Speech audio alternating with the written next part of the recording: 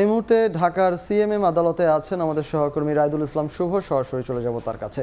শুভ, 2015 সালে ছাত্রদল নেতা জনি হত্যা মামলায় আজকে সাবেক ডিএমপি কমিশনার আসাদুজ্জামান মিয়াকে 7 দিনের রিমান্ড আবেদন মঞ্জুর করেছে বিজ্ঞ আদালত। আমরা জানি যে গত কালকে কিন্তু তাকে রাজধানীর মহাখালী এলাকা থেকে আটক করা হয় এবং আজকে সকালের দিকে তাকে আদালতে নিয়ে আসা হয় এবং তারপরে বিকেলের নাগাদ তাকে আদালতে নিয়ে যাওয়া হয় এবং তারপরে কিন্তু আমরা দেখেছি যে যিনি তদন্তকারী কর্মকর্তা ছিলেন তিনি 10 দিনের রিমান্ড আবেদন চেয়েছিলেন। পরবর্তীতে বিজ্ঞ আদালত তার 7 দিনের রিমান্ড আবেদন মঞ্জুর করেন। তার বিরুদ্ধে আমরা রাষ্ট্রপক্ষের আইনজীবী যেটি বলছিলেন যে তার বিরুদ্ধে গুম খুন হত্যা সহ লুটপাট এবং তার পাশাপাশি বদ্যি বাণিজ্য সহ নানা কিন্তু অভিযোগ রয়েছে।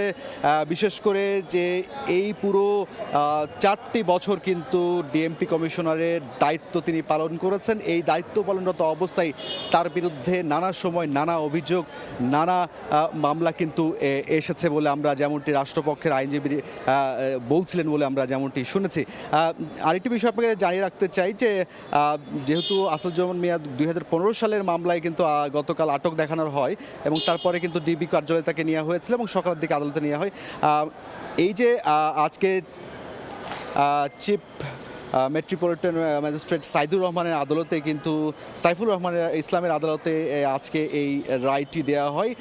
যেমনটা বলছেন যে আরও বিশেষ করে যে যে বিষয়গুলো ছিল, যার বিরুদ্ধে অভিযোগগুলো ছিল, সেগুলো খতিয়ে দেখার জন্য কিন্তু এই রিমান্ড নেওয়া হয়েছে এবং রাষ্ট্রপক্ষের আইনজীবী 10 দিনের আবেদনটি করেছিলেন। পরবর্তীতে সেটি যেমনটি বলছিলাম যে 7 দিনের আবেদন মঞ্জুর করে।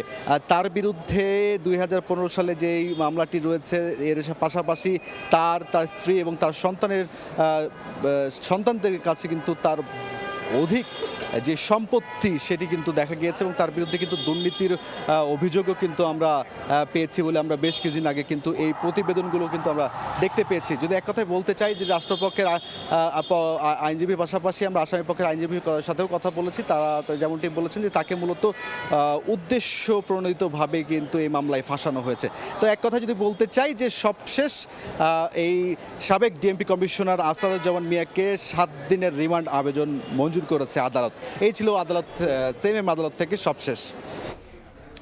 ঢাকার সিএমএম আদালত প্রাঙ্গণ থেকে আমাদের সঙ্গে যুক্ত হয়েছিলেন সহকর্মী রায়দুল ইসলাম শুভ।